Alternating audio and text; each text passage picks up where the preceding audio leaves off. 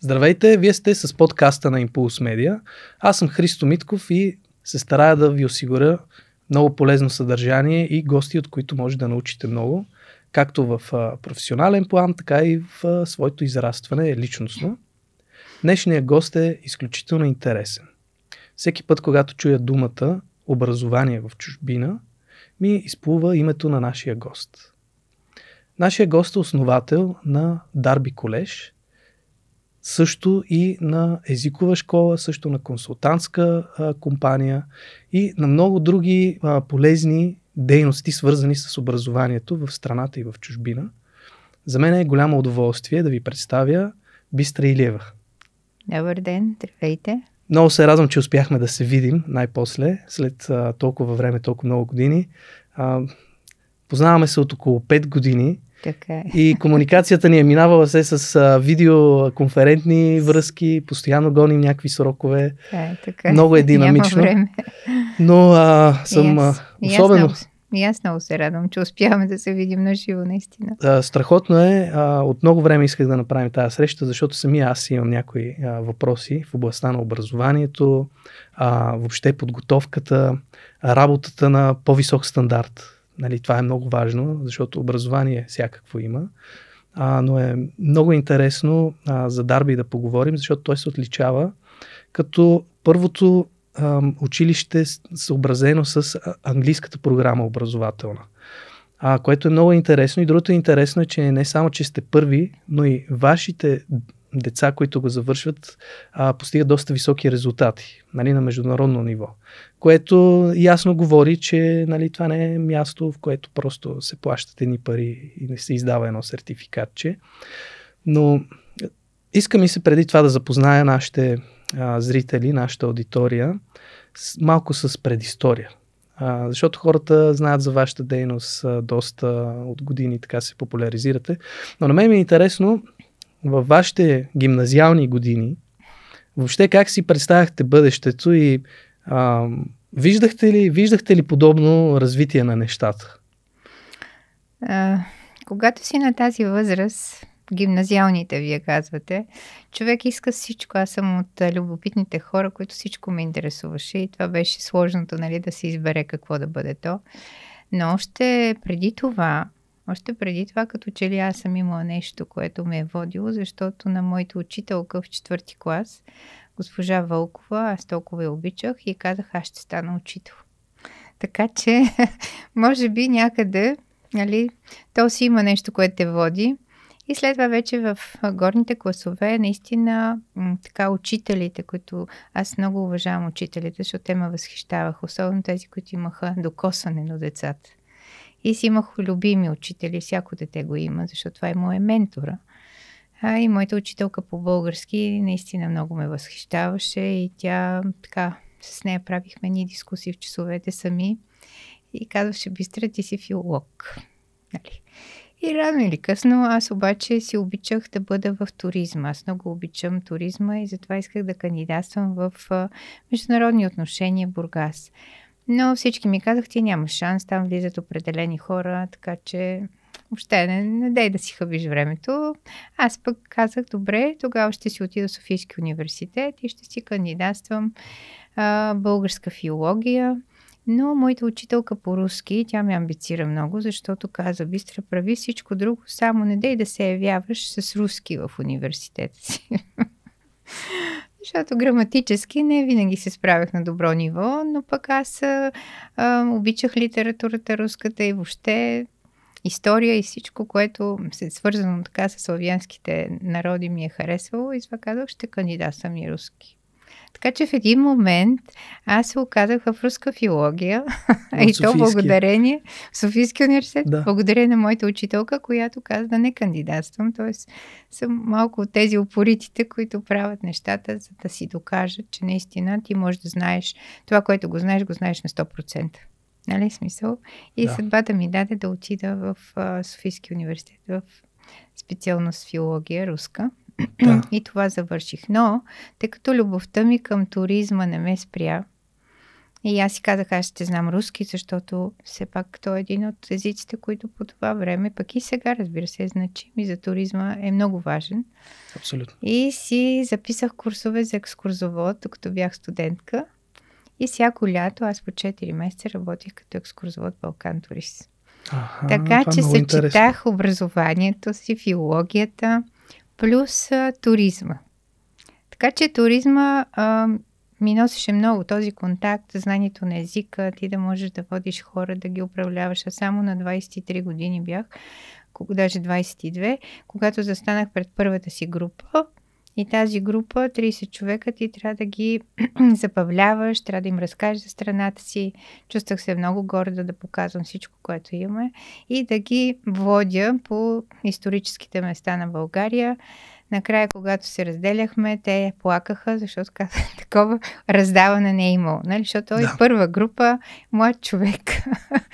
Водих ги по дискотеки, по барове. Изобщо беше забавно, но гордостта, която съм изпитвала през цялото време на моята практика в туризма, наистина беше много голяма.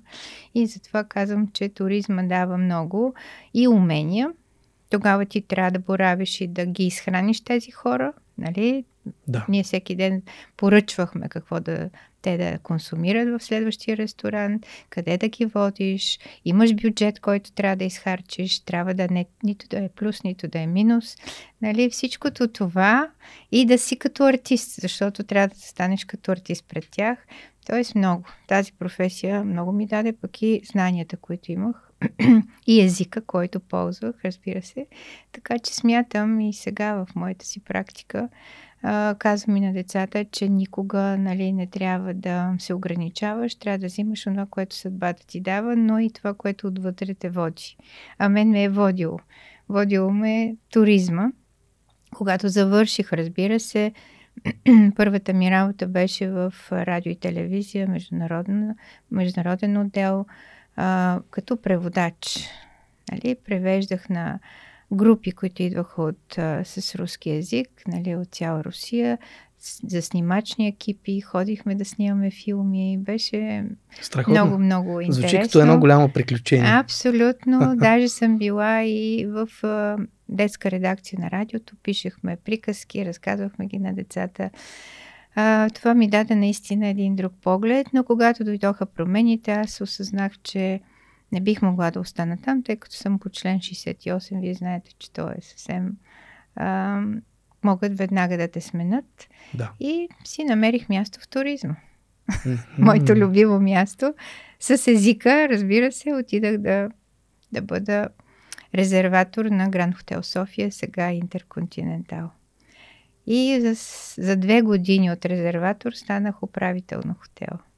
Да, чудесно. Тоест, организационните работи винаги са ми харесвали, отношението към човека и неговото, как да кажа, преживяване винаги са ме вълнували. Да. Нивото винаги ме интересувало, защото хотела от 3 звезди го направихме 4, от системи НЦР внедрихме компютърни системи. Въобще беше наистина едно страхотно израстване, но ми се наложи да прекъсна своята работа благодарение на хора, които си позволиха да използват служебното си положение. Така че това беше точно 89-та година започнах, 93-та и 4-та трябваше да приключа, за да замина в чужбина. И тогава отидах отново в хотелския бизнес в Дубай. Много интересно. Там ме заведе съдбата, защото исках да видя как е тази индустрия в други страни и да надграда това умение. Но за мен, като българка, това място не бе подходящо. Защото силата и носталгията и всичко това, което можех да направя, аз го осъзнах там. Което можех да направя за своята страна и само след 6 месеца аз се върнах. Това е много интересно. Много често в историите, нали, хората казват, че се случват събития, които са и проклятие, но и благословия. Не, просто... това беше опит, който ти даде съдбата. На мен ми я поднесе това, което исках. Но аз осъзнах, защото аз оставих семейството си тук, осъзнах, че това място не е за моите деца, не е за мен самата. и че аз с всичките си умения и знания мога да бъда много по-полезна в страната си. Да, и че има бъдеще. И че има бъдеще. Даже и казах моята там шефка, която беше на резервационния отдел, тя беше филипинка и аз казах: Кора, ако ти нямаш ход назад, аз имам ход назад. Да. Защото тя хранеше семейство от 10 човека и казва: аз не мога да мръдна от тук. Аз си казвам: аз се връщам, защото в крайна сметка в моята държава те първо нещата трябва да се развиват. И така.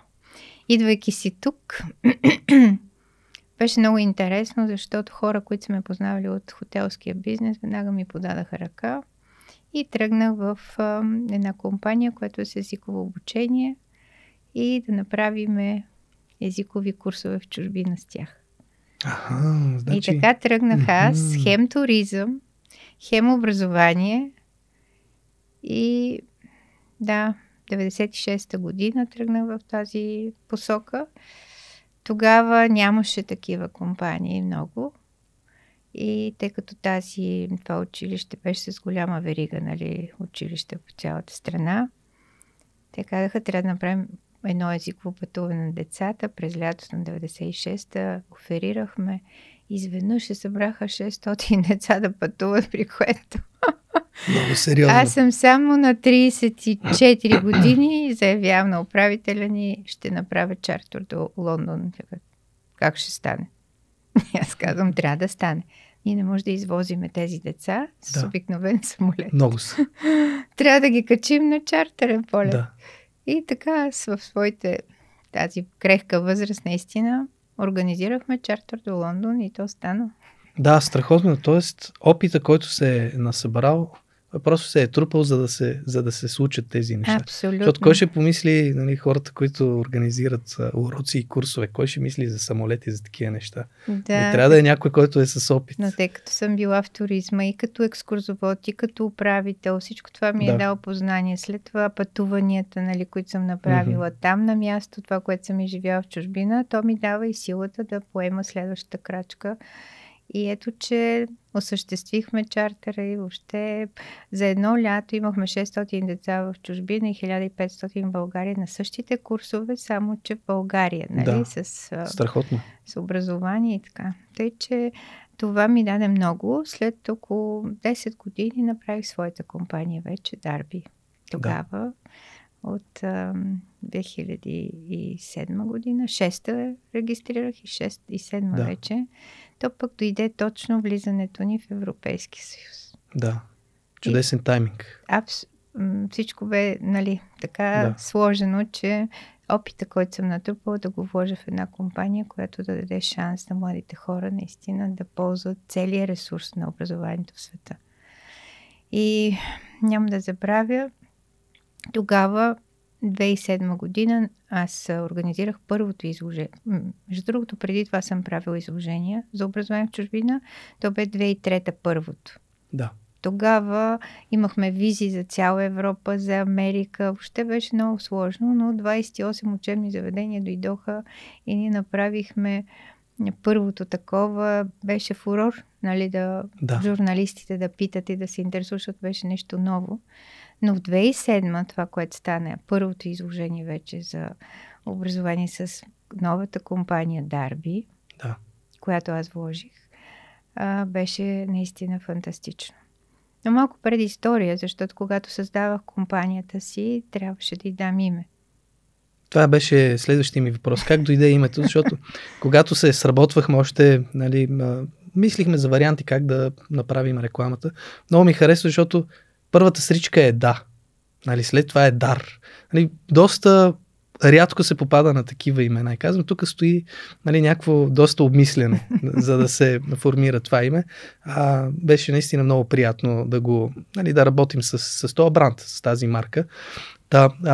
Как се получи това име? Точно това исках да кажа, че то дойде от само себе си, дойде името, тъй като моята майка се казва Дарина и тя е починала, когато аз бях на 8 годинки. Аз съм бистра и казах: мамо, това е твоето бебе. Защото, нали, казва, че не е хубаво да се кръщава на починал човек. Да. И това аз реших, че компанията ще бъде на нейното име първо и моето. И когато сложих двете имена Дарина, Бистра, Да. Дарби си дойде. Много интересно. Си дойде от само Въобще себе не си. съм предполагал, че това е И тук история. е дар, нали, като дар от Бога, Да. таланта на децата и Мгм. семействата, които ние ще обгрижваме от името на семейството. Да, много, много интересно. Така че това е много емоционално име, Да. а пък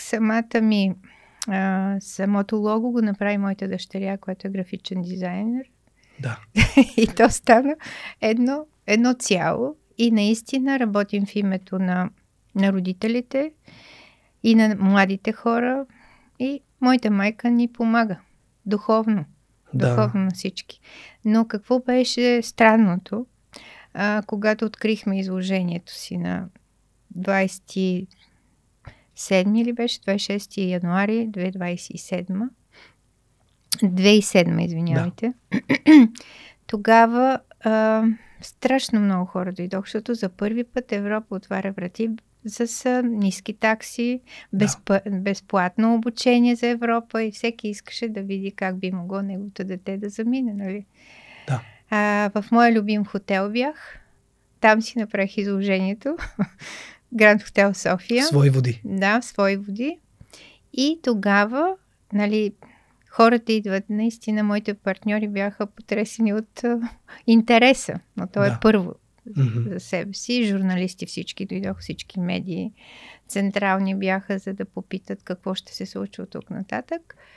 И вечерта, когато ние пътувахме с моите колеги, нали, да отиваме на вечеря, ми се обажда един приятел и казва: Бистра, поздравления за това, което правиш, но от днес ще ти казваме Дарина. Аз казвам: защо? Той казва: защото всички медиите пишат Дарина Илиева. И това беше знак. Да. Защото никой не знае, че майка ми е в основата на името. Страхотно. И така. И аз си казах, значи съм на правилната пътека. Да. Имаме и духовната подкрепа и аз съм човек вярващ в Бога, защото в крайна сметка това трябва да ни държи. Да. И да вървим по пътя си. И вече колко години, от 2006 до сега вече сме 19 години, но ние надградихме много. Нали, тръгнахме отново с образование чисто, нали, само в чужбина, да подкрепяме езиково обучение, пансионатни училища, висше образование в чужбина. Но същата година аз си казах, че едно е да ги пращаме, другия да ги подготвиме добре и тогава да ги изпратим. Да. Нали, те да могат наистина потенциала да са го отворили преди това, за да могат да си намерят най-доброто училище и когато инвестират българските родители, наистина да инвестират в качествено образование.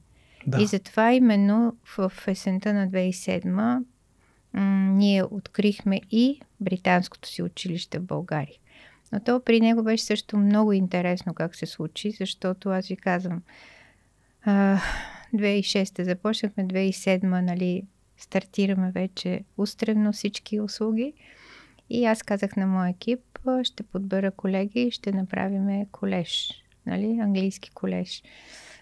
И колегата, който поканих, нали, да бъде директор, и казвам: ти започваш да готвиш документалната част, а пък аз ще се погрижа да си имаме сграда и къде да влеземе като училище. И пуснахме естествено писмо до борда на Кембридж, борда, който трябва да ни даде лиценз, който ще изпитва децата, да дойде и, нали, да кажат какво трябва да правим. Само след един месец, значи ние сме го пуснали, да речем, май писмото, юни дойде писмото от тях, че те ще дойдат на 13 септември да ни проверяват. Че всичко се случва светкавично. При което наистина беше... Да. Аз знаех, че трябва да тръгнем. И аз исках да тръгнем от септември. Нали? Но нали, моите колеги, какво правим? Аз казвам, всеки си прави и гони своята задача. Вие си гоните да подготвите документалната част, аз си готвя да намеря сградата. Но не мога да намеря сграда. Ужас беше. Наистина, търсих нещо, което аз не мога да почна с голяма сграда. Да. Нали, все пак това е начало. Знам, че няма да те стартирам с много ученици. Да. Но все пак трябва да е място, което да отговаря на условията на борда, това, което те искат от нас, и да бъде на удобно място, централно и така. И тогава Обикалях, но нищо не харесах. Обадих се на една моя приятелка, която също се казва Дарина, по случайност, която е брокер на недвижими имоти. Казвам, виж какво, слушай ме какво ми трябва и трябва да го намериш най-кратък срок. Тя каза, добре, слушам те. Казвам, трябва ми училище, което, сграда, която да е помещение, което да е за училище, но да е не много голямо, 250-300 квадрата, не повече. Трябва да има 5 учебни зали, трябва да има една зала за учителите и канцелария, за секретарка и място, където ще съхраняваме всичко, което иска Кембридж. И тя, както аз си говоря, казва, изчакай малко, викам какво се случва.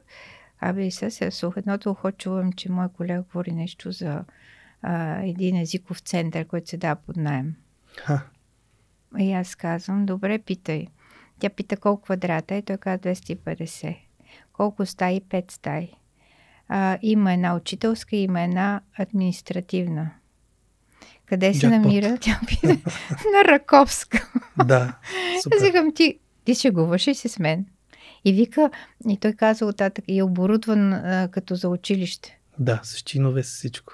И тя вика, Писър, вярваш, не вярваш, в момента това се казва. Ако ти искаш, иди утре го виж. Да, страхотно. Аз отивам на следващия ден, абсолютно, дъски, чинове, абсолютно всичко си имаме, това, което ми трябва. Трябваше само да го боядисам, да направя каквото искаха Кембридж по сигурността. И ние на 31 август го открихме. Тръгнахме, аз търсих да го освета, защото исках много да го освета училището. И наоколо, като се огледах, срещу нас беше, ние сме срещу пожарната, пък срещу нас е църквата Света Параскева. Да. И аз отивам, пресичам улицата с една моя колега, пресичам и отивам при отеца, да го помоля да дойде да освети училището. Разказвам какво ще бъде, какво правим и така. Той ме гледа като човека. И нищо. Казва, добре, ще дойдем, си записва, точка по въпроса и ние се връщаме. И само след 15 минути той идва и каза, госпожа Илиева, искам да видя какво правите тук. Вие толкова хубаво неща ни разказахте. И аз, искам да споделя нещо. Аз викам, добре, видяхте ли нашата сграда? В двора на църквата Света Параскева има административна сграда. Не знам дали знаете. Аз викам, да, видях и той казва, ние вече от 1 година молим Столична община да ни даде една детска градина, че да бъде училище, ама никой не ни обръща внимание. Вие искате ли да дойдете при нас? И аз му казвам, добре, ама аз съм подписала договор, чакам дали да дойде. Да. Борда няма как сега да започна, но си обещаваме, че аз ви обещавам, че ние ще работим с вас. Още на първата коледна събитие ще си направим благотворителност и вие ще извикате хората от енорията да ги зарадваме и нещо да направим за тях. Обещавам ви. Аз какво да направя? Викам, дайте под наем, след като ви трябва. Дайте, аз го дам. После викам, ние после постепенно, ако е казал Господ, да бъдем заедно, викам, ще се случат нещата. И така той даде под наем, а пък ние направихме първото коледно събитие, като поканих едно частно училище и техния хор, а нашите деца, ние стартирахме само с 4 деца. 4 учебната деца. си година. Да. Само с 4 деца. Но това ни беше, те бяха като посланници и за нас беше нещо много голямо, че се е случило, Много интересно. Защото когато дойде Кембридж, но това е друга история, Да. Когато дойдоха на 13-ти, първото нещо с имейла си, който написаха, казват, нас нищо друго не ни интересува, пристига госпожа Гибсън, само да ви види документите, да види сградата и да решава. Нито обяд, нито закуски, нито... Много делово, стрикно, да. Ние казваме, окей. Звучи. Разбира се, ние чакаме да дойде на 13-ти. Тя идва, посрещам и аз, влизаме, започваме 2 часа и половина, може би 3. Тя е гледала всичко, което сме подготвили като документи, каквото сме, каквото трябва, от тяхна страна, от наша страна, каквото още сме си добавили. И в един момент тя спира, поглеждаме и казва, госпожа Илиева, искам да споделя нещо с вас. При което, не знаеш какво да си мислиш. И тя в този момент казва, Аз, като вие подадахте документи, дадах на централата да провери колко училища в България има такива. Те ми казват, няма нито едно. Дадах на моя екип да провери колко училища има, така няма нито едно.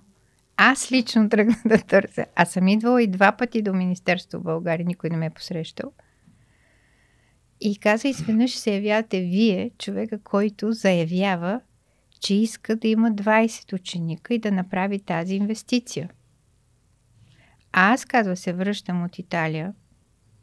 Едно италианско училище апликира заедно с вас, с 1000 ученика, с РЗП обиколка 2 часа. Да. И вие.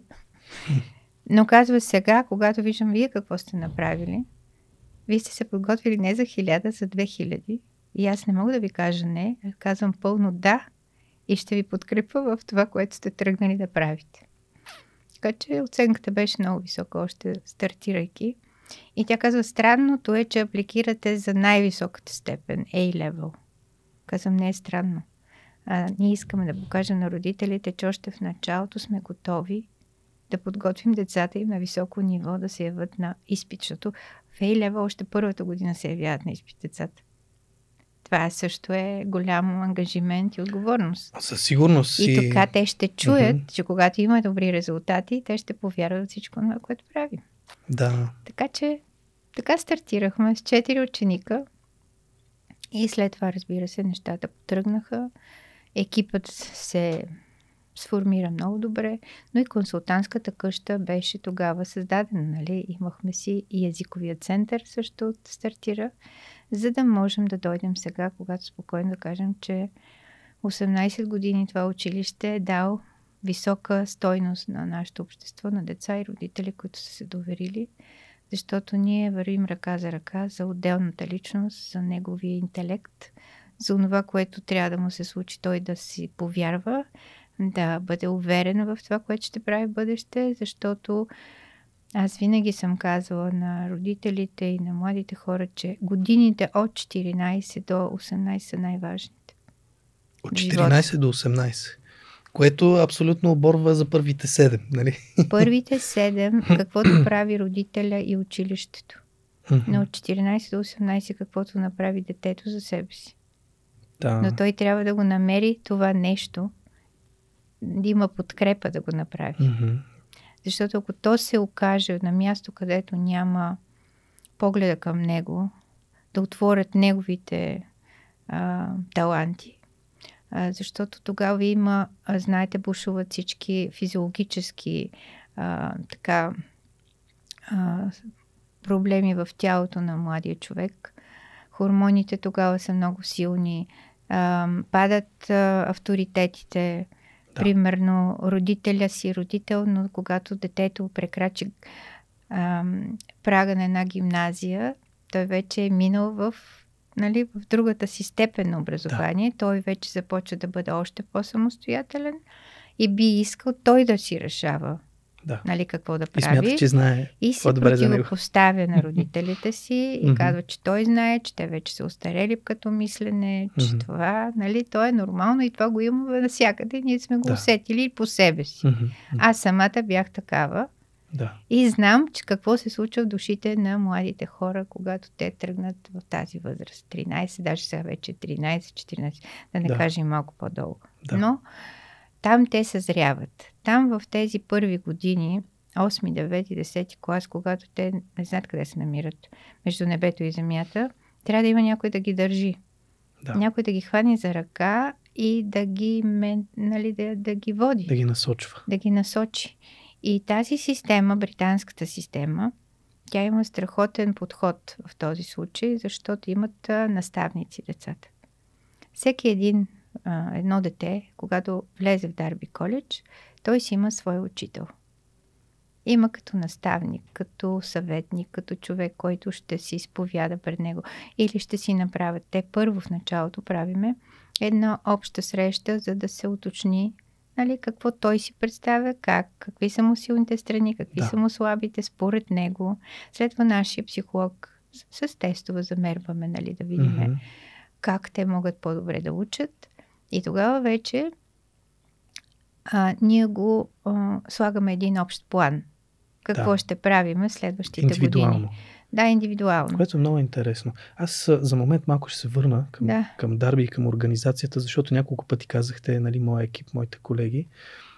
Сега разбирам отговорността, защото те, самите учители, не са просто учители, които се движат по програма и след това гледаме какви оценки изкарват. Наистина те са много въвлечени в израстването. Нали, то е израстване по всякакъв начин.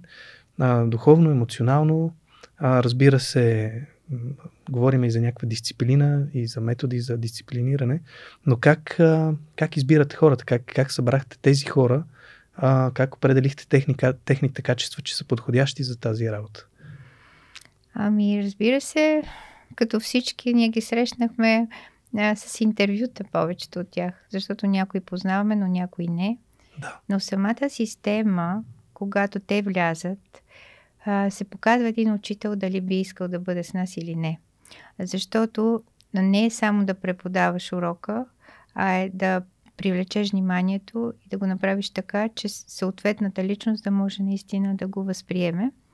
И след всеки урок те имат едни пълни репорти, които трябва да правят и трябва да дават отчет за това, което се случва вътре.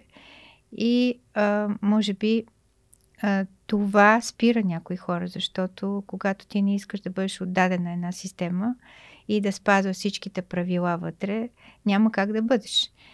А още повече, когато застанеш пред ученика, ти трябва да можеш да го водиш. Ти трябва да бъдеш самия лидер и ти сам трябва да бъдеш творец и тази система ти дава право да бъдеш творец, защото ти можеш да избереш учебника, ти можеш да избереш начина, по който ще го поднесеш, но важното е 100% материал да бъде усвоен до края на годината и вие заедно с вашия възпитаник да отидете на изпит. Защото от една страна учителите те обучават учениците си, но нямат право да им кажат: днес не ми е добре, ти нещо не ми харесваш, пиша ти двойка. Или що говориш, ти пише двойка. Да. Нали? Или да те изгона навън, това е абсурд. Нали? Разбирам. Няма как да го направи. Това его няма как учителя до такава степен да го показва, защото той замерва знание.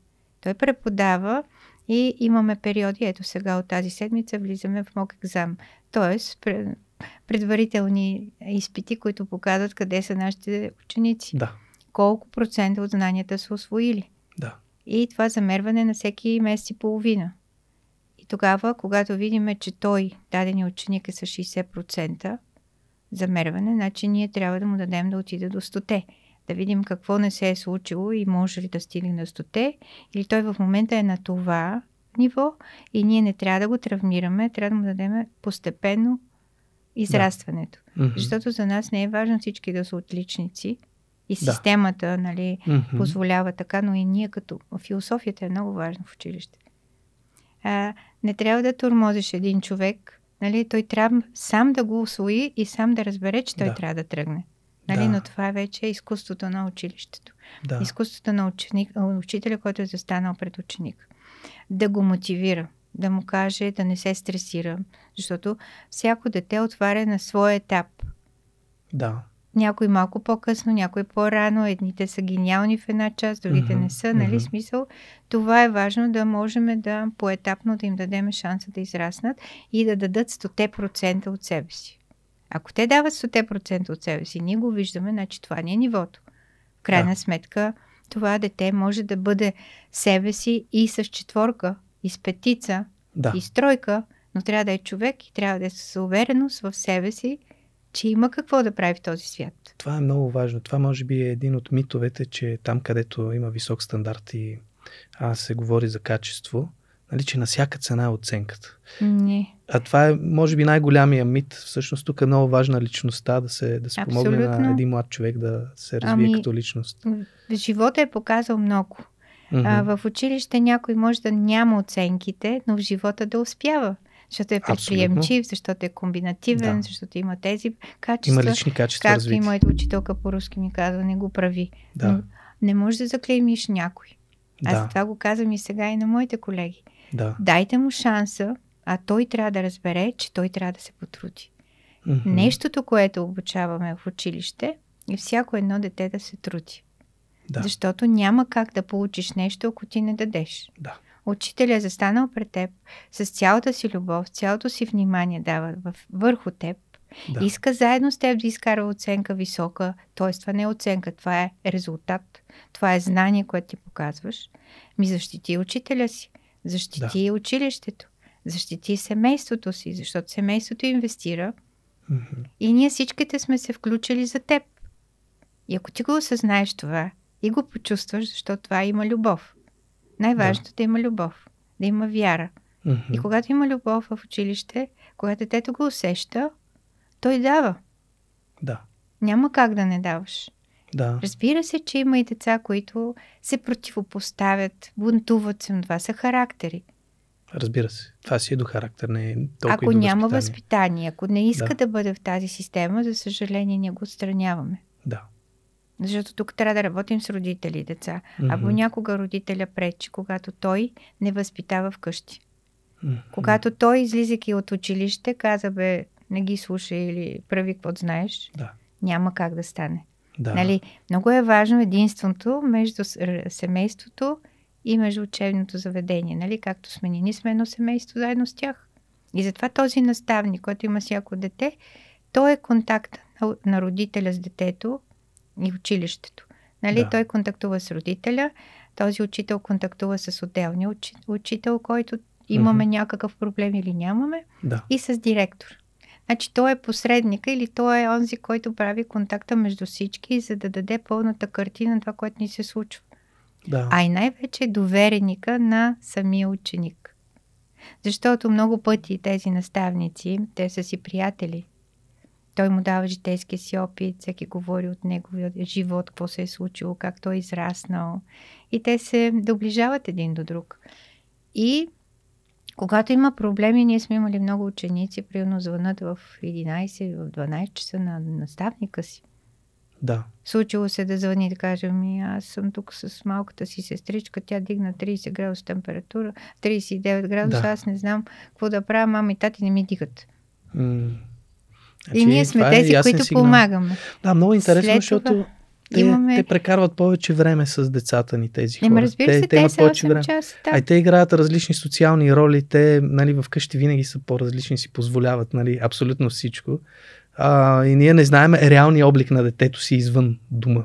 Може само да гадаем и да се надяваме. То се представя по друг начин. Друга среда, адаптира се, различни роли играе. Да, абсолютно. Което е ключово. Аз това, за съжаление, не го виждам.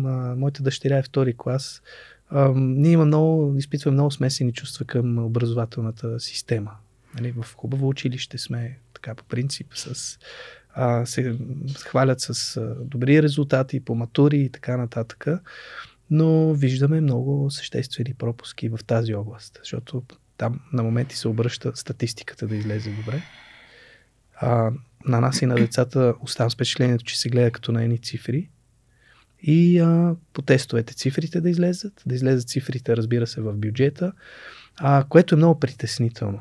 Защото когато влязахме в Европейския съюз, аз като силно вярващ човек, че образованието е ключово, човек да успее или поне да се развие. Не е необходимо икономически или по друг начин. Образованието ти помага да се развиеш, да разбереш кой си, какво ти е интересно, какво не ти е интересно. И много се надявах, че ще имаме една успешна или поне частична реформа в тази посока. Сега вече сме 2025 година и разсъждавам моето дете какво е неговото бъдеще, как ще развием средното, висшето. Разбира се, като родители трябва да се вслушваме и в учителите, и в детето си. Проблем е, че ние в учителите не може нищо да се вслушаме там. В общи линии се работи по една програма и до там. Нали? Това, което загуби българското училище, още с така новите реформи, това, че трябваше да има пълната свобода вътре и да няма възпитателния момент. Махнаха се униформите, които били грозни. Окей, добре, грозни са, нека да ходим както си искаме. Но отнеха правото на учителя да възпитава и не го замерват дали има възпитателен процес. Това стана още в началото. И това нещо доведе сега, в момента учителя понякога да се страхува да влезе в час. Да. Защото той е контролиран камери, родители, система, която не му дава възможност да направи това, което той смята, че трябва да направи за този клас, за това дете. Да. Има винаги някой, който му слага коректив.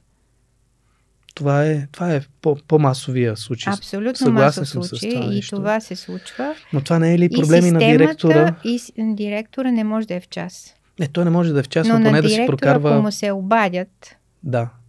Този учител не е добър учител, трябва да го махнеш. Той го маха. Ако може, защото в малките градове не могат да ги махат дори, защото няма кой да преподава. Не, той трудно се маха, защото имат синдикална защита, нали? Трудно е да махнеш един учител. Искам да кажа, че самия учител страда. Да. Защото му правят забележки, дават му ниски характеристики и така нататък. Всичко това е тормоз, нали? Тормоз и отнасят всичко свързано с промени. И няма и самото общество даде много ниска стойност на учителите като такива. Защото нямаше респекта и няма респекта. Сега се гради с заплати отново, нали, дигаме заплатите, за да може учителите да се почувстват добре и да влязат отново в училище, но тази връзка май я поскъсахме малко. Защото никой не иска да влезе в училище. Особено в държавните. Хайде, в частните, може би така се намират хора, защото има и система малко по-строга, докато в държавното малко процесите са по-различни. И самата образователна система, която се натовари с много тежести материали, които трябва децата да научат. Нали, много неща трябва да научат за кратко време и самия учител няма време да преговори, да усвоят децата материала, да се усетят добре и тогава да продължат. Това е много съществен проблем, защото при нас ние го усетихме още първи клас. Първи клас, домашни за събота и неделя. Забележки за напредадено домашно. Да. Нали, аз си казвам, добре, първи учител не е ли той, който вдъхновява, който дава крила, който кара детето да се чувства добре там. И те, ако наистина така са притиснати, нямат много мърдане. Тоест, те трябва да го изпълнят това нещо. Сега въпросът къде е разумната граница? Това нещо се спуска отгоре. Нали? Това е някаква политика, която е валидна за всички държавни училища. Давайте, ще натискаме.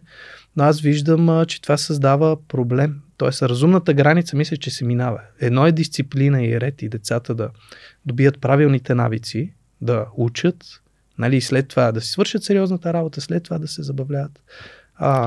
Но аз мисля, че нашата система е изградена така, че децата да си направят домашните следобедните часове. Доколкото е установена програмата, че той има часове, а след това има свободни занимания и подготовка за следващия ден.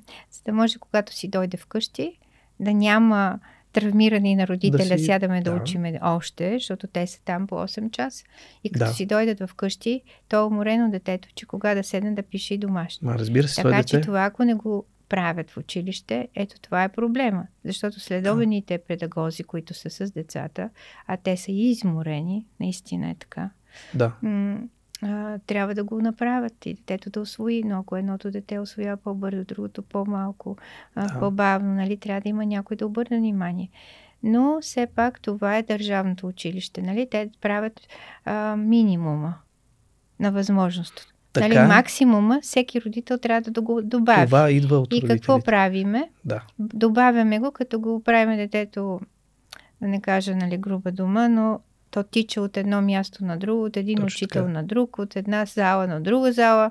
Нито имаме спорт като спорт, както трябва да бъде в училище, нито нали, като подготовката му е слаба, то трябва да отида някъде учител да го води допълнително. И имаме английски от първи клас, нали, учат децата английски. Но дали го усвояват правилно? Защо всички ходят на частни школи? Има един конфликт. Или си взима допълнително учител да подготви детето да ходи на училище, да вземе урока по-английски. Значи, девалвирало е, нали, качеството вътре. Тоест 100%. Не може да се дигне. От друга страна, аз казвам така, ние сме в една демократична държава. Ние имаме частно и държавно училище. Естествено, че в частното ще се полага повече усилия, в държавното, разбира се, то е по-масово. Нали? То е масово за всички. И тук вече не трябва да се изисква чак толкова, нали, от държавата, а трябва да се даде шанс на частната инициатива да поеме нещата в ръцете си. И когато се говореше за ваучери и тези ваучери родителя да отиде там, където той би искал и да си добави, това не се случи. Защото системата отново направи така, че частните училища в България да бъдат санкционирани. Нали? Те са частни, но не им се дава тази шанс да имат и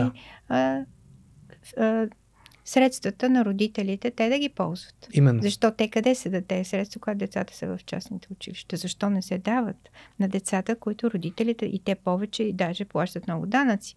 Тези родители. Абсолютно. Много повече данъци плащат, но не им се дава шанс те да си вземат парите, да си ги вкарат в частното училище, където Точно иска така. детето.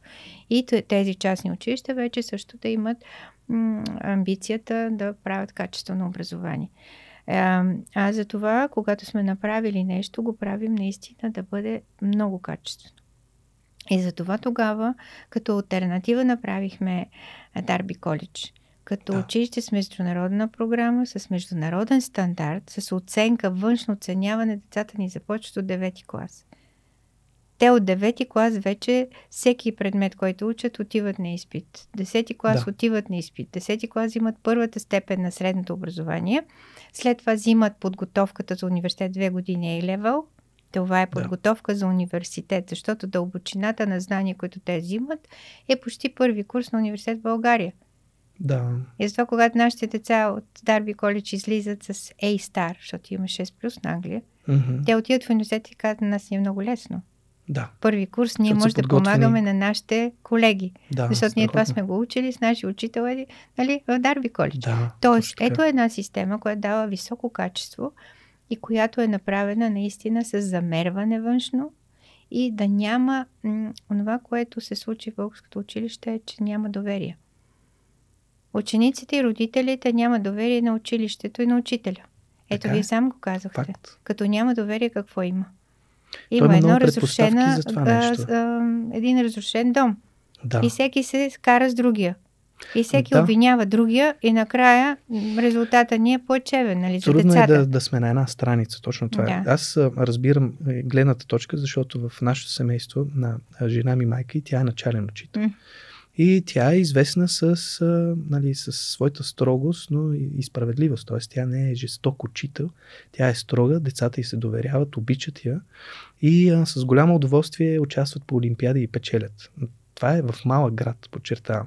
Тя няма този избор от деца, с които да работи и да постига тези резултати. И при нея ходят, нейни ученици водят децата си вече.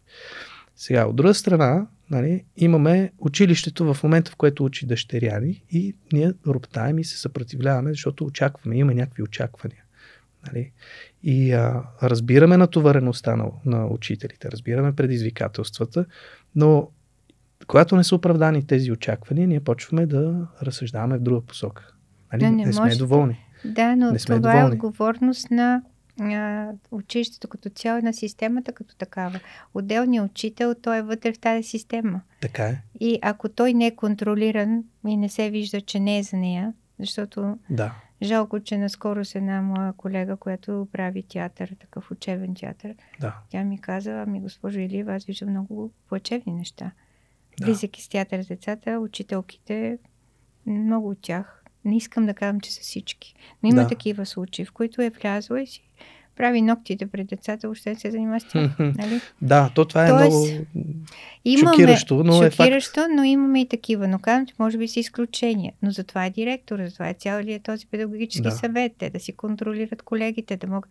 Но когато нямат откъде да вземат други, като няма кадри, нали, това е другата част на медала, че няма никой. Аз ви казах защо не искат да влизат вътре. Нали? И дори който е влязъл излиза и казва, повече не искам, защото наистина е лудница. Аз не мога да се справя с тази обстановка. Очевидно проблема не е в парите. И проблема не е в парите, само той е в цялостната система на организация на училищния процес, който е страшно натоварен и това трябва някой да го промени. Нали? Някой трябва да разреши да бъде променено. Защото това е генерална задача. Аз лично съм била като фундация, понеже ми фундация Дарби беше част от съвета на министър по образованието. Когато се въведе новия закон за образование и когато казаха, че до 10-ти клас ще имаме новата система, ще имаме матури и така нататък. И тогава аз лично съм казала, добре, Кажете ми защо правиме в 10-ти клас матура. Зададах на министъра за въпроса и казах, господа, за мен това са излишни пари, които вие ще дадете. Защото това е цялостна организация по изпитване на ученици, нали? Подготовки, които трябва да правят родителите и децата и учителите. Да. За какво? Кажете, тъй като няма оценка крайна, това не е крайна оценка, това е процент, който вие замерят с какъв процент са усвоени знанията. Защо го правим? Ако го правим като другите държави, до 10-ти клас ние замерваме, казваме оценката и казваме, че първият етап е приключил при такава стойност. Нали? Такова оценка. И правиме втория. Да. Защо го правим? И ето само след колко години вече, не знам колко години минаха, виждаме, че тези матури дори децата не отиват да ги взимат, защото нямат никакво значение. Те не се явяват на тях. Да. И е някакво абсолютно стресиране, е много голямо. И сега сигурно ще ги променят. Но защо трябваше да ги има тия толкова години, когато аз разумно им го казах? И ако трябваше да го ме чуят, все пак аз идвам от система, която го прави. И виждам как тя работи добре. И ние сме по британската система, ирландската бяхме въвели в училище. Нали, така, може би модела бе направен, но изкривен. Другото, което се случи, и пак преди години съм дала писмо, за да се мисли върху него. Имаме след 10-ти клас избор на профили. Обаче не във всички училища има профили, които децата искат да изберат. Да. Тоест, каза се, че може след 10-ти клас децата да променят училище, да влязат в друго училище. Нали? Ако няма профил, да си отидеш в друго училище, да си вземеш профила. Ами като няма места. Нито имаш профил, нито можеш да се преместиш. Да. Не работи. Как сме демократични? Как ние даваме шанс на детето? И сега много от учебните заведения, като нямат физика, а нашите деца искат да ходят в чужбина инженерни програми, без физика матура, която да е в 12-ти клас, няма как.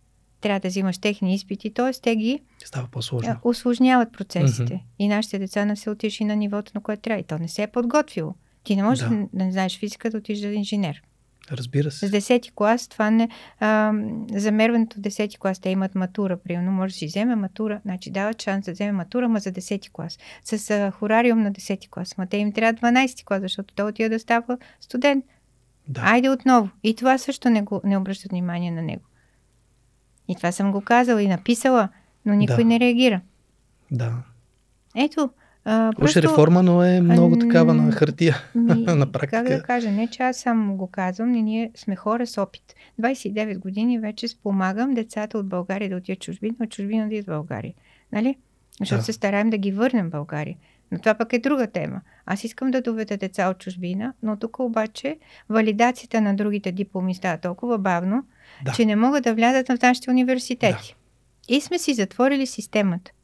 Аз направих Дарби коледж, за да има деца и от чужбина да идват. И те ми казаха, не могат да идват в тази възраст, защото те нямат 18 години. Но аз казвам в закона, преди пишеше, нали, и че за ученици е валидно това. Нали? Да. Не, ние не можем да дадем ученически визи. Ние може само студентски визи. А в документа, който ми показаха, по който са се водили да направят нашия закон, пише, че за всички студенти. Ама студент е и ученик. Да. Да. И аз не мога да приемам студенти от, да речем, от държави, които не са в Европейски съюз. Да. От Европейския мога, нали, те имат статут да живеят тук, но другите не могат. Тоест, мен също ме лимитираха. Това са общо пречки. Аз съм международно училище, а моите партньори в чужбина приемат деца. Във всички едни европейски държави приемат децата. Което е много интересно. Което отново, ето виждате, много неща, които не дават шанс на българското образование да се разтвори. Точно и потискат системите. А пък да не говоря с университетите. Нали, вече там е друго. Ами ние като родители, отговорни родители, нали, които са минали своя път образование, т.е. той не спира, нали, ни проповядваме това, че трябва човек да учи цял живот, че пак ще се повторя най-добрата инвестиция, инвестицията в образование. И в моя път и на съпругата ми това играе много ключова роля. Искаме по-отрано да проучим възможностите. Сега бих искал да поговорим малко за възможностите в чужбина, след като са завършили средно. И когато консултантската ви дейност организирате тези събития, нали, те са пролета и есента много активно така ги промотираме и ние, и това е периода, в който вие правите отворени врати, семинари и заедно с вашите колеги помагате на родителите да се информират, да взимат решение след време как да продължи образованието на тяхното дете и как да се ориентират. Кои са първите съвети, които ще дадете на хората, които им предстои напред във времето, още не са доближили датите за децата им, както съм аз, например, с дете втори клас, но гледаме така в бъдещето. Да, скоро мина нашето изложение за средно образование в чужбина и езиковите ваканции. Сега ни предстои ново изложение, което на 22 марта ще бъде. То ще бъде за възможности за българско образование в тези възрасти, които сте вие. И комбинацията му с допълнителни услуги, нали, като компютърна грамотност, като програмиране, като математики и така нататък. Да. Защото тази възраст от 2 до 7 клас е важно детето да открие талантите си. Тоест, вие като родители, защото системата, нали, не е така построена в училище да ви даде макса. Да. Но и тя и не може да бъде. Нали, навсякъде по света, казвам пак, държавните училища дават една част, другото вече родителя го решава. Трябва да му дадете шанс да се покаже този талант и да видите къде е неговата сила. Разбира се, езиковата компетентност е нещо, което детето трябва да развива. То се прави в училище, може да се ходи на школи, нали? Да. Може задължително трябва да го пускате на езикови ваканции в чужбина. Ако вие може да инвестирате, защото когато той учи езика и стигне до някакво ниво и ако отиде на място в държавата с култура носител на този език, вече той ще отваря, нали, своите възможности за комуникация, за социален опит в тази държава, как е, в другата държава, как е. И така ще гради себе си като личност, първо самостоятелно, защото едно такова пътуване, езикови ваканции, дава шанс той да е сам с свои приятелчета, ама и с един учител, но да бъде с деца от други страни и да замери къде е то, какво се случва, колко знае, колко не знае. Като види, че не знае, идва и се връща и почва да си го учи, защото иска, нали, пак да му се случва. Супер. Така че това е мотивация. Това е нещо, с което вие трябва да мотивирате непрекъснато малкия човек, който да му откривате нови хоризонти, нови предизвикателства, за да може той да отваря знанието си чрез света. Естествено, до 7-ми клас сте вие човека заедно, нали, семейството, заедно с училището, което ги гради. Но задължително трябва да има спорт това дете. Да. Без спорта не го оставяйте, без допълнителните умения, защото физическата култура е важна за здравето му. Той не, че ще стане спортист. Лошото е, че нямаме такива в учебните заведения, нямаме клубове по спорт, които да им дават началните познания и да не са толкова състезателно ориентирани. Защото като го запишете в някой клуб, те го водят към състезателните нали, цели и там е по-страшно, защото трябва много пъти да ходите и е пак стрес и така, но не пречи да мине през някоя школа. Защото това гради характер, това гради темпо, това гради време, нали, едно, друго, второ, трето. Натрупването на опит. На опит, как то да се концентрира. Нали. Това също се създава тези умения и това до 7-ми клас вие може да го контролирате и трябва да го правите колкото е възможно. Защото талантите по-нататък, когато те са открити до 7-ми клас, вие лесно може да се ориентирате в кое училище, нали, с каква насоченост, защото все пак си има профилирани училища, по езици, по техники и така нататък. Професионалните гимназии също ги препоръчано пак за определени деца, защото трябва да се знае, когато сме в професионална гимназия, къде отиваме, защо отиваме, колко са хорариумите, академичната част, каква е практическата. Всичко това родителя трябва да знае. Ние като консултанти винаги го даваме. Ние работим с родители като вас, нали, защото като се срещнеме, да речем за една езикова ваканция, започваме да сме си партньори и приятели, да ви показвам какво мога аз да ви кажа, нали, къде да ви насоча, защото като дойде, пак казвам, 13-14 години, ние това дете може да го представиме Както навън, така и тук. Нали? Зависи от учебното заведение, което искате. Да комбинираме българска и международна програма. Това е най-силното, което аз още от началото съм искала да покажа на всеки родител, защото не на всяка цена чужбина, но може да комбинираш България и чужбина да бъде много добре за детето. Да. Защото ако то си е в тук, както казах, езикови ваканции, после ако е спортист, ще отиде със спорта си езика. Има такива програми спорт и език. Да. Ако то тръгне към математиката, имаме език с математика. Имаме след това по-големите курсове нагоре, където са в гимназиите, може да отидем с MBA, може с дебати, може да бъде публична реч, може да бъде биология, може да бъде физика и английски. Нали? Ти да отидеш вече практически. Това говорим за лятото. А вече пък, ако се подготвен добре, можем да те заведем пансионатно училище. Нали? Но затова сме създали и Дарби Колидж, за да родителите да могат да спестят инвестиция, защото то е международна програма. Готвейки се по стандарта и в България. Примерно таксата на Дарби Колидж за 1 година е 1 семестър в училище. Значи, вие ще спестите много средства за 3 години в България. А и погледнато от друга страна, все пак и тук спокойствието. И детето ще ти дойде на нивото, каквото са всички деца в другите такива учебни заведения. И ти тогава и ние заедно го представяме за стипендии. Тогава вече ти можеш да си съкратиш инвестицията, ако детето ти вземе 30, 40, 50% на стипендия. 100 е рядко, но се дават. Ако той е спортист, примерно ние 15 години, 16 с моя партньор от Великобритания, той дава една цяла 100% стипендия за футболисти. Извели сме много интересно, защото точно футболисти там имат такова изобилие. Защото той има академия, футболна академия. Да, аз гледах във вашия YouTube канал. Гледах с едно момче, което му помагаше, един младеж, направиха едно видео. Да, това е много, много вдъхновяващо. Това сигурно ще накара много деца да го пожелаят. И казваме, обаче стига до родители, които, как кажеш, търсят. Ето с ваша помощ, вие знаете колко средства аз влагам да рекламирам. Да рекламирам качественото образование. Аз много ви благодаря, че сте до мен. И въпреки това не стигаме до хората. Стигаме. Затова всяко място, което ме кани да говоря на темата, аз говоря не за друго, защото можем да бъдем полезни.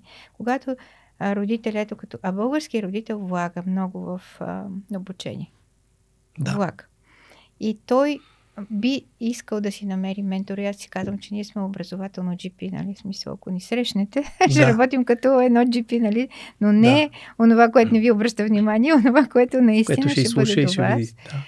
За да ви поведем и така да вървиме по пътека, която вие може да си позволите, детето дава възможности, защото вие може да искате много, ама то като не иска, няма как да стане. Срещали сме си в нашата практика много случаи, които родителите примерно искат едно, детето иска друго и ние трябва да сме по средата, да можем и вас да успокоим и на него да го мотивираме да продължи, защото няма как. Това е много важно. Ние трябва да се вслушваме в детето си и в учителя, но както споменахте преди това, трябва да имаме доверие, изградено. То трябва да е оправдано. Доверието е важно. Защото е много неприятно да чуеш любимите клишета за това, че има диалог, нали, индивидуално се подхожда, това се казва абсолютно навсякъде. И когато това очакване не е изпълнено, е много, много разочароващо. Така е. И после как да имаме, нали, пълно доверие, как да, нали, ние да сме така, да приемем за чиста монета всичко, което ни се дава от среща. Нали, защото знаем, че пък има училищна политика, пък се прикриват някакви грешки. Също това за мен въобще не е хубаво. Вижте, както и в семейството, ние вътре имаме грешки. Нали? Никой не иска да ги покаже навън. Така и всяко едно училище, нали, би трябвало да си пази учителите, да си пази това, което гради, защото той също гради един организъм. Но е важно каква политика, правилно казвате вие, има.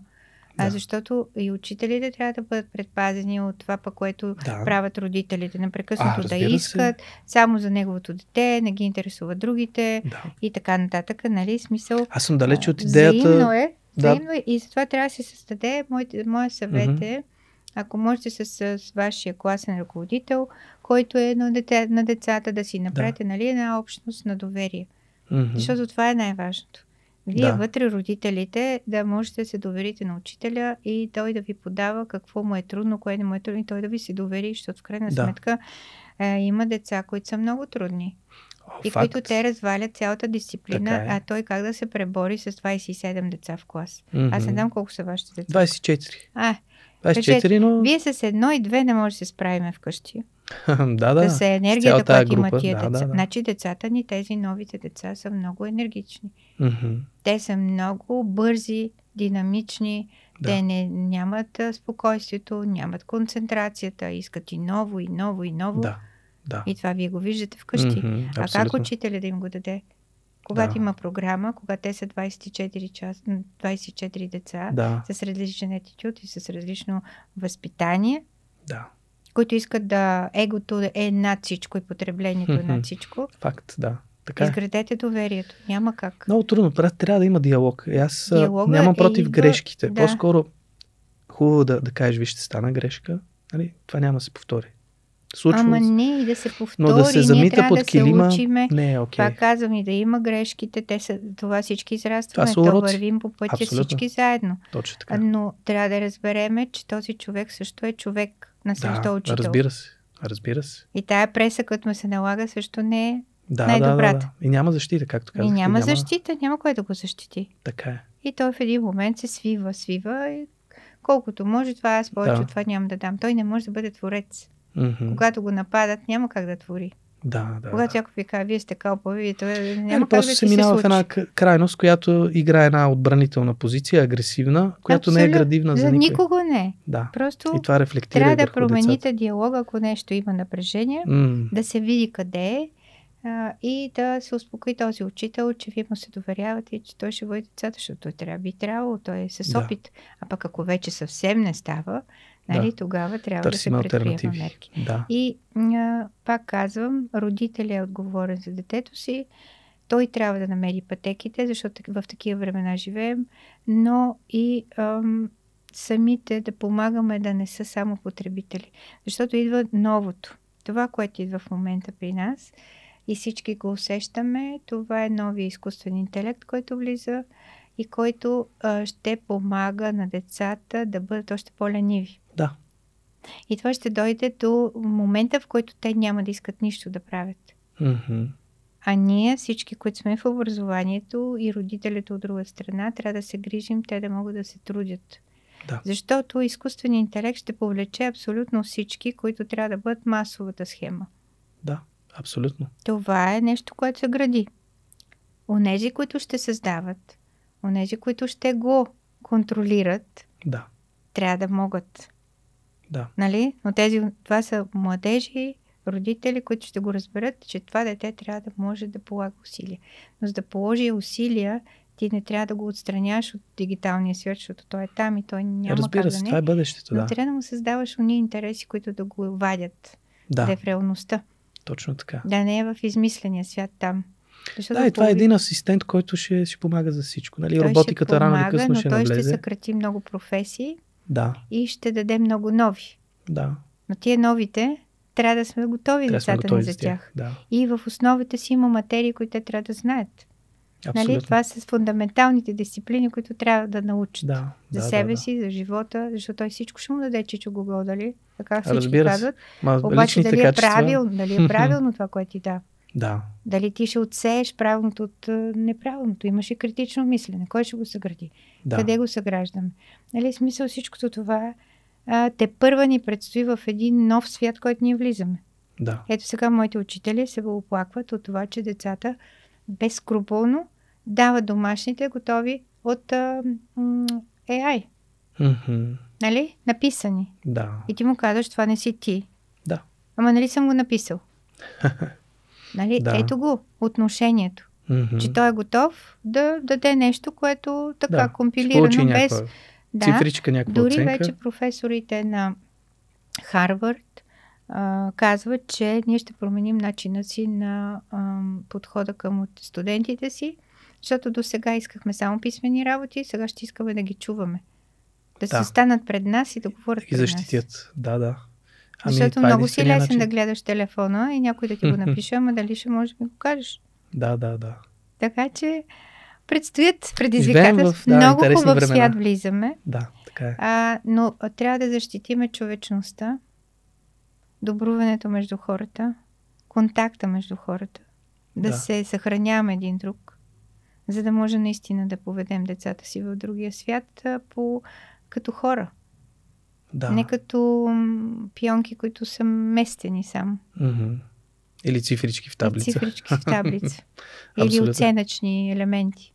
Няма как само да го оценим, че то е на 6 или на 5 или... Ние трябва да го съградим да стигне до това. Абсолютно. С неговото знание, с неговия характер, с вътрешното му усещане за света, че трябва да даде, за да получи. Да е полезен. Те се лимитират, те не искат нищо да правят. Децата ни не искат нищо да правят. Потребяват. Така е. Живеем във време на изобилие. На кино, да отида на шопинг, да отида на почивка, да отида тук, да отида там. А какво ще направя? Какво аз правя? Да зарадвам със спорта някой. Нали? Да зарадвам учителката с проекта, който иска и да е по-различен, нестандартен. Не да съм стандартния. Да седна с родителя си в началото да ме научи как да си направя проекта. Много е трудно. Аз също сега имам и внуци, виждам ги какво правят. Не е лесно. На никой. Затова нека да се уважаваме и да си имаме доверието. Това чудесно. Апелирам и всеки родител да си намери ментора, като родител, кой да му казва и какво ще предстои и как да бъде в следващите си етапи на израстване на детето. А и самото дете да намери своя наставник, което аз пак казвам в Дарби Коледж, това наистина работи като формула. И аз бях го направила, защото имам и 2 български училища, но те не са работещи, тъй като няма интерес към... Виждам родителите какво искат. Но го бях направила и там иновативно и дай Боже да го развиеме. Важна е личността на учителя, как работи с детето. И има ли доверие толкова в него. И в образователната си система. Това е много важно. Това е един така чудесен финал на нашия разговор. Времето напредна, ние доста излязахме от времето, но така се случва. Когато събеседника е така богат опит, имате какво да споделите. Запазвам си правото да направим още една среща след време. Се радвам, защото има много неща още, които ще ни трябва повече време. И разбира се, в края на всяко наше гостуване даваме възможност на госта ни да се обърне директно към нашата аудитория. И ако желаете нещо да споделите, да им кажете, заповядайте, сега е момента. Скъпи родители и млади хора на България, ще се радвам наистина всеки един от вас да се чувства удовлетворен от това, че по пътя си на образованието е постигнал да се опознае себе си и да се реализира. Консултантска къща Дарби, институция Дарби може да ви помага на всеки един етап. Както от малки да пътувате по света, да опознаете света, да си изберете къде да продължите или въобще да наберете познанието, за да сте по-уверени. Или пък, когато станете ученици в средно образование, можем да ви помогнем с вашите таланти да отидете наистина в отлични учебни заведения, които да доразвият този талант и след това да станете успешни студенти, да станете професионалисти, да бъдете вдъхновяващи за следващите поколения, да може да творите и да давате дан на обществото, в което живеем. Дарби ще бъде с вас. Благодаря ви. И аз много благодаря за гостуването. Този епизод достигна до вас с любезното съдействие на подкаста Свръхчовека и Георги Ненов. Знаете, това е един от най-популярните подкастове в България и силно ви препоръчвам да го видите от линка в описанието долу. Това беше епизода с Бистра Илиева, основателя на Дарби Коледж. Ако желаете да научите повече за бъдещите събития и да научите как да развиете себе си и своето семейство, непременно вижте линка в описанието, там е линка към Дарби Коледж. Това беше от нас. Аз ви благодаря за вниманието и не забравяйте да харесате, да коментирате видеоклипа и също така да се абонирате. Това е от мен за сега. Нека успехът бъде с вас.